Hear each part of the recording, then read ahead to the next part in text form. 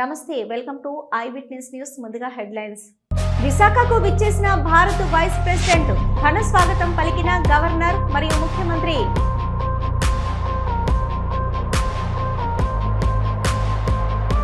కడప విమానాశ్రయం అభివృద్ధి కమిటీ సమీక్ష సమావేశం పాల్గొన్న కడప ఎంపీ అవినాష్ రెడ్డి.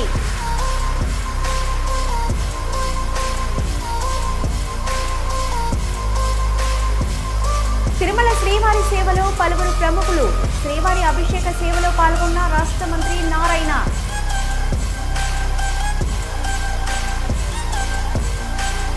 విశాఖపట్నంలో జరుగుతున్న సిఐఐ పార్ట్నర్షిప్ సమ్మిట్ లో పాల్గొనేందుకు వచ్చిన ఉపరాష్ట్రపతి సిపి రాధాకృష్ణన్ను ముఖ్యమంత్రి చంద్రబాబు నాయుడు స్వాగతం పలికారు. అనంతరం ఉపరాష్ట్రపతికి ఇచ్చిన అల్పాహార విందులో గవర్నర్ అబ్దుల్ నజీర్, సీఎం చంద్రబాబు నాయుడు, కేంద్ర మంత్రులు పీయూష్ గోయల్, రామ్మోహన్ నాయుడు, మంత్రి నారా లోకేష్, ఇతర మంత్రులు పాల్గొన్నారు.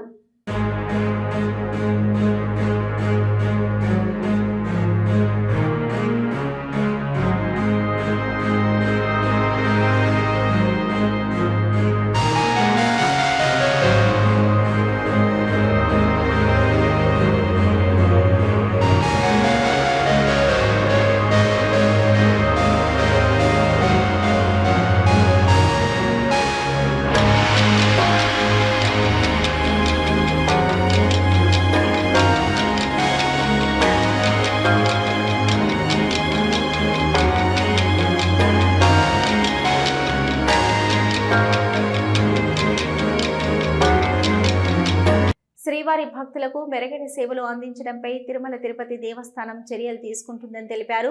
టీటీడీ చైర్మన్ బిఆర్ నాయుడు ముఖ్యంగా ఆన్లైన్లో శ్రీవారి దర్శనం, సేవలు, వసతి గదులు, విరాళాలు, ఇతర ముఖ్యమైన సమాచారాన్ని భక్తులు క్షణాల్లో తెలుసుకోవచ్చని తెలిపారు బిఆర్ నాయుడు.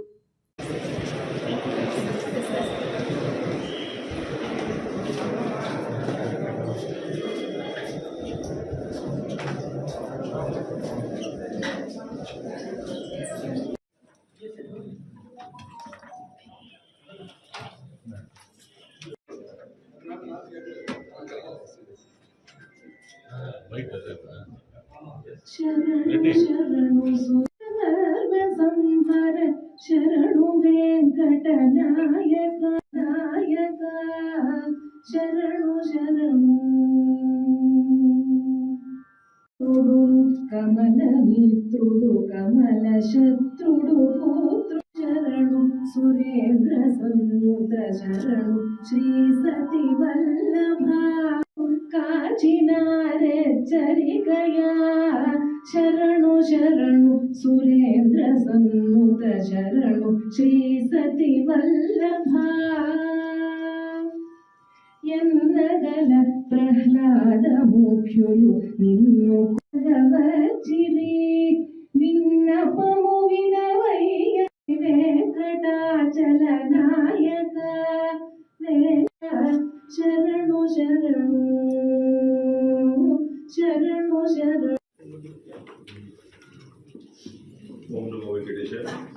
కడప ఎంపీ అవినాష్ రెడ్డి సింహాద్రిపురంలోని పోలీస్ స్టేషన్ వద్ద రైతులతో కలిసి వినతి పత్రం ఇచ్చారు.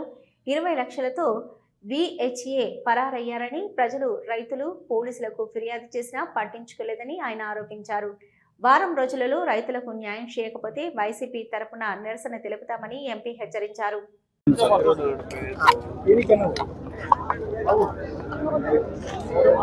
అంకాలమ్మగూడూరు గ్రామంలో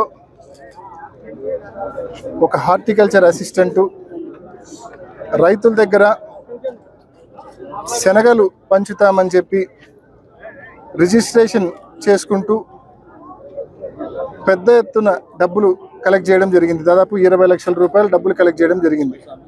దానికి తోడు ఒక 40 టన్నుల ఎరువులు కూడా పంచుతామని చెప్పి రైతుల దగ్గర చలాన్లు కట్టించుకోవడం జరిగింది. కట్టించుకున్న తర్వాత రైతులు కూడా ధైర్యంగా హార్టికల్చర్ అసిస్టెంట్కు శనగ పంట రిజిస్ట్రేషన్ అంటే ప్రభుత్వానికి కట్టే డబ్బే కదా అని చెప్పి ధైర్యంగా డబ్బులు కట్టారు రైతులు. కట్టించుకున్న తర్వాత మొత్తం డబ్బులు కట్టించుకున్న తర్వాత అగ్రికల్చర్ అసిస్టెంట్ పూర్తిగా అబ్స్కాండ్ అయిపోయినాడు. కనపడ్డంలా 3 వారాలు అవుతా ఉంది. రైతులు వ్యవసాయ ఆఫీస్ దగ్గరికి, పోలీస్ స్టేషన్ దగ్గరికి, రాజకీయ నాయకుల దగ్గరికి, తిరగని చోటు అంటూ లేదు. అందరి దగ్గరికి పోయారు.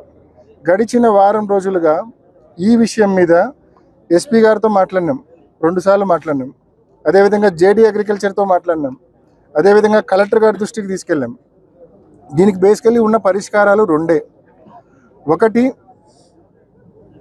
పోలీసులు ఆ ప్రవీణ్ అనే వ్యక్తిని అదుపులోకి తీసుకొని అతను ఏదైతే హార్టికల్చర్ అసిస్టెంట్ మోసం చేసి ఇంత డబ్బులు తీసుకొని వెళ్ళాడో అతని దగ్గర డబ్బు రికవర్ చేసి రైతులకు ఆ డబ్బు పంచడం ఒక ఆప్షన్.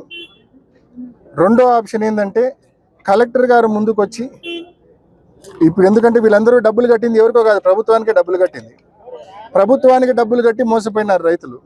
కాబట్టి ప్రభుత్వం బాధ్యత తీసుకొని, అంటే కలెక్టర్ బాధ్యత తీసుకొని వాళ్ళకు డబ్బులు తిరిగి చెల్లించాలా, ఆ రైతులకు డబ్బులు తిరిగి చెల్లించి తిరుపతి టీటీడీ పరకామణి చోరీ కేసులో కీలక వ్యక్తి ఫిర్యాదుదారుడు టీటీడీ మాజీ ఏవీఎస్ఓ సతీష్ కుమార్ అనుమానాస్పదంగా మృతి చెందారు. తాడిపత్రి సమీపంలోని కోమలి గ్రామం వద్ద రైల్వే ట్రాక్ పక్కన మృతదేహం లభ్యమైంది. సంఘటనా స్థలాన్ని పరిశీలించిన డీఐజీ సిమోషి, జిల్లా SP Jagadish, special branch CI Dharanibabu,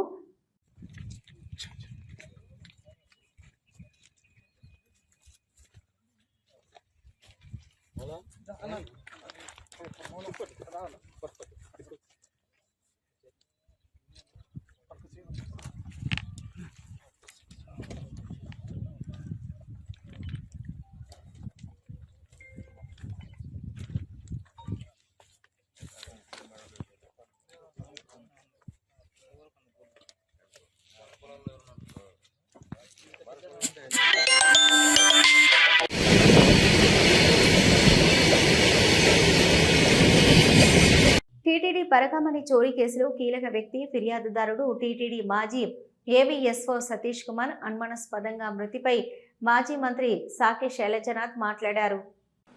విచారణ ముగిసిందో లేక విచారణ ఇంకా కొనసాగుతుందో నాకే తెలియదు, కానీ మొత్తం మీద ఆయన నేను ఎటువంటి తప్పు చేయలేదు అని చెప్పాడని ఎంక్వైరీ ఆఫీసర్లకు ఒక వార్త. ఎటువంటి తప్పు చేయని వాడిని వేధిస్తే అతను బలవంతంగా ప్రాణాలు తీసుకున్నాడని ఈరోజు మాట్లాడుకుంటా ఉన్నాం. రైల్వే ట్రాక్ పైన, తాడిపత్రి రైల్వే ట్రాక్ పైన మృతదేహం దొరికింది. ఇంకొక వార్త తిరుపతి వీధుల్లో లేక తిరుపతి వర్గాల్లో జనం మాట్లాడుకుంటా ఉన్నారు. అయ్యో, ఆ రోజున పరకామణి చోరీలో రవికుమార్ అనే అతన్ని పట్టుకున్న వాడి సతీష్ కదా,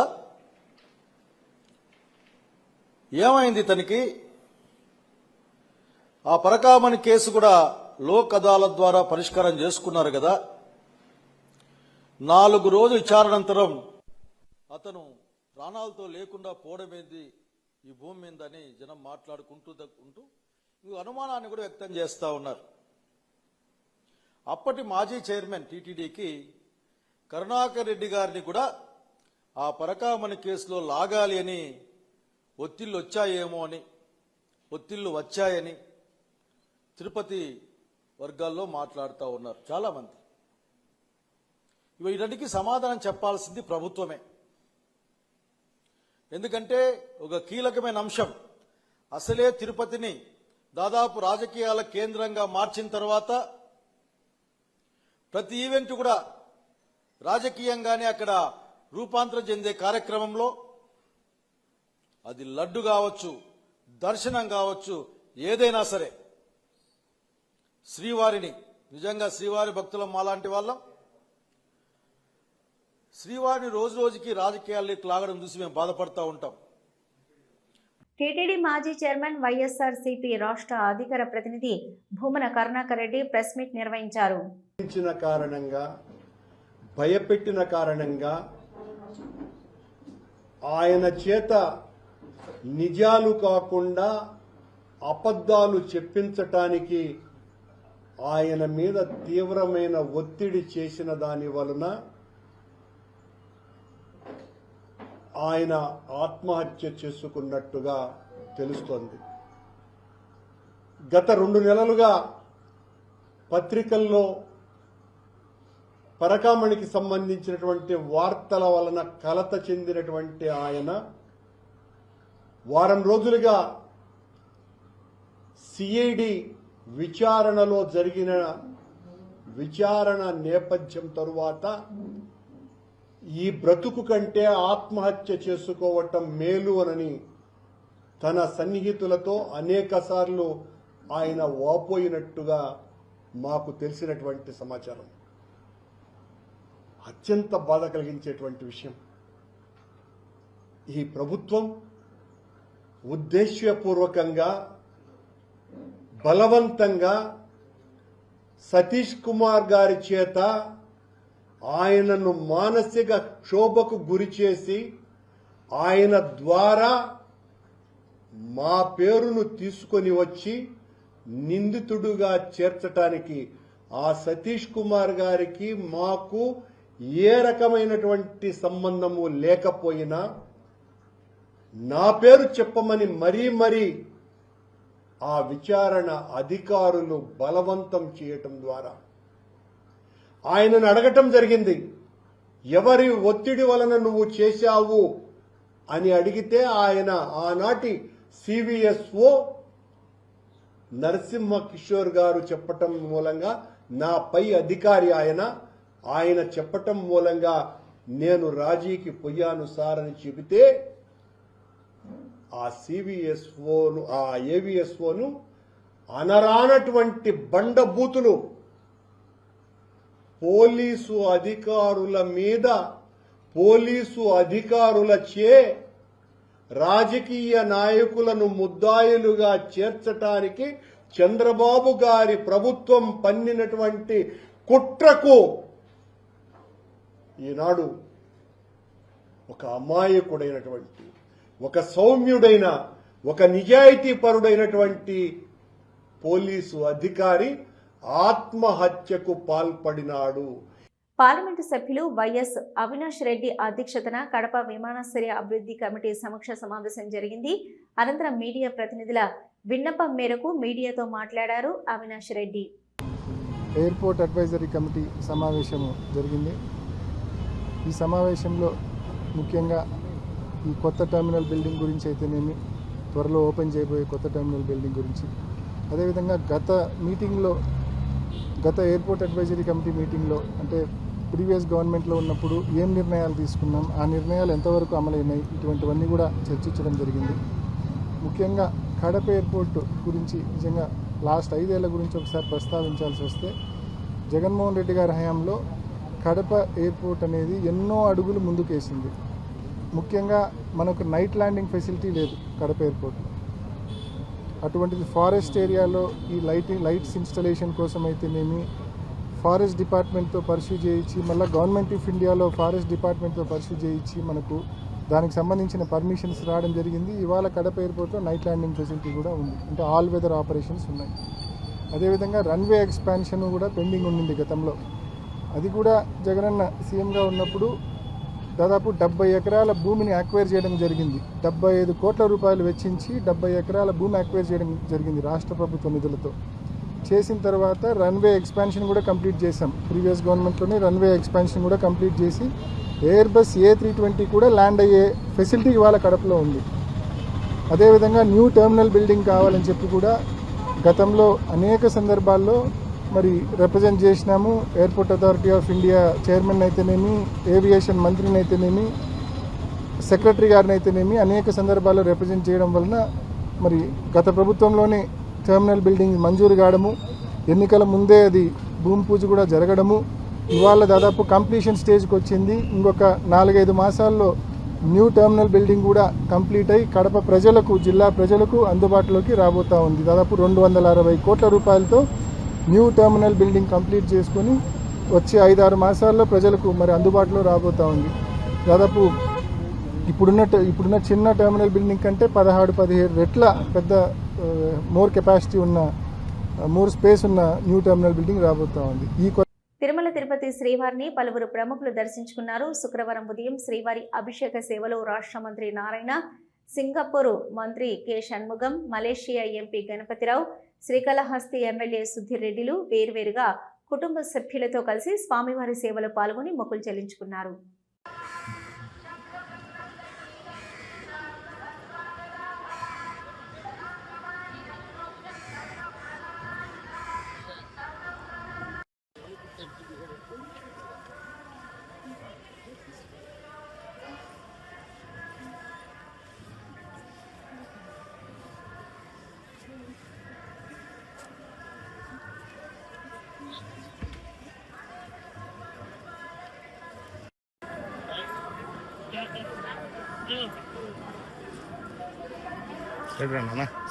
కొంచెం సైడ్ సార్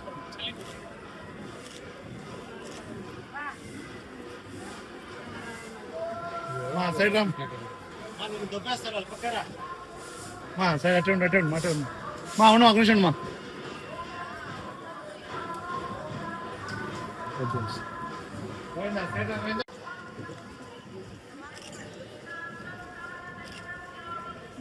సార్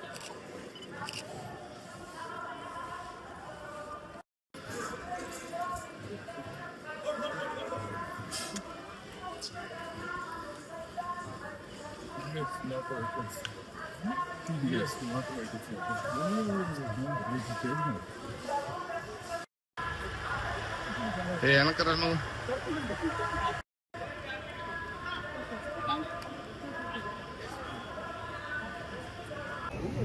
ఓకే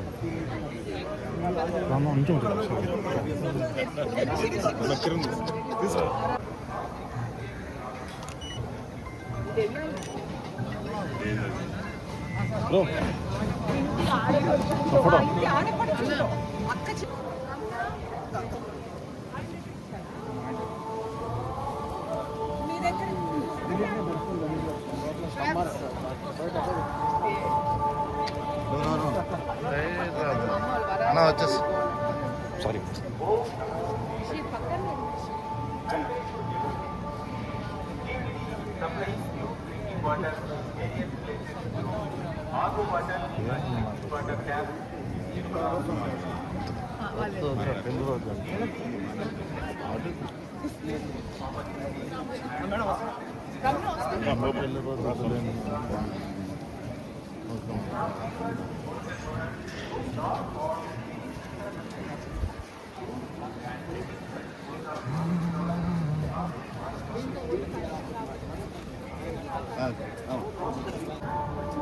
అందరూ నమస్కారం. ఈరోజు స్వామివారి దర్శనం చక్కగా జరిగింది. స్వామివారికి వస్త్రం ఇవ్వడం జరిగింది. మేము ఫ్యామిలీ మెంబర్స్ ఈరోజు మా పెళ్లి రోజు కాబట్టి 15 సంవత్సరాలు అయింది పెళ్ళి. సో 15th మైల్ స్టోన్ కాబట్టి స్వామివారి దర్శనం చేసుకుని ఆశీస్సులు తీసుకొని వెళ్దామని వచ్చాం. అట్నే అందరూ కూడా హాయిగా సుఖ సంతోషంతో అందరూ ఉండాలి, అందరూ హ్యాపీగా ఉండాలని కోరుకున్నాం.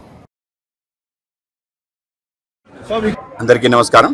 అఖిలాండ కోటి బ్రహ్మాండ నాయకుడు కలియుగ ప్రత్యక్ష దైవం శ్రీ వెంకటేశ్వర స్వామి దర్శనం ఇవాళ నేత్ర దర్శనం అవ్వటం జరిగింది. మా అందరికీ కూడా చాలా మంచి అద్భుతమైన దర్శనం. స్వామివారి కృపా కటాక్ష వీక్షణాల కారణంగానే యావత్ విశ్వం అలాగే మన దేశం కూడా ముందుకెళ్తుంది.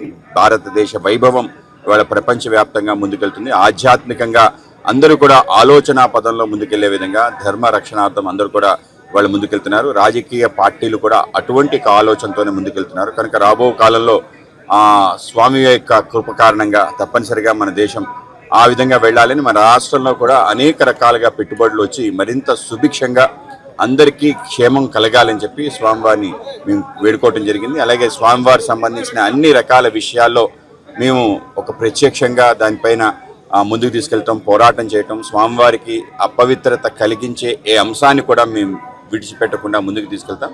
ఈరోజు ఎన్డీఏ కూటమి అటువంటి ఆలోచనతో ముందుకెళ్తుంది. రాబో కాలంలో మరింతగా ఈ పవిత్రతను పెంచే విధంగా మొత్తం తిరుమల తిరుపతి దేవస్థానం అనుబంధంగా ఉన్న అన్ని దేవాలయాలు అలాగే చిన్న దేవాలయాలు కూడా వాటికి జీర్ణోద్ధరణ ధూపదీప నైవేద్యాలు అందే విధంగా ధర్మ రక్షణార్థం ఏ కార్యక్రమాలు అయితే ఆ కార్యక్రమాలు చేసే విధంగా తిరుమల తిరుపతి దేవస్థానం యొక్క నిధులు ధర్మం కోసం ఎక్కువగా వినియోగించబడేటట్టు తప్పనిసరిగా ప్రయత్నం చేస్తాం. ఆ దిశలోనే వెళ్ళాలని స్వామివారి యొక్క కటాక్షం కారణంగా మా పార్టీ అలాగే మా కార్యకర్తలందరూ కూడా మరింతగా ముందుకెళ్లే విధంగా స్వామివారిని కోరుకోవడం జరిగింది. స్వామివారి యొక్క నేత్ర దర్శనం ఇవాళ దొరకడం ఏదైతుందో మా యొక్క సౌభాగ్యంగా మేము భావిస్తున్నాం. ఈ వార్తలు ఇంతటితో సమాప్తం. తిరిగి వార్తలతో మళ్ళీ కలుద్దాం. అంతవరకు సెలవు.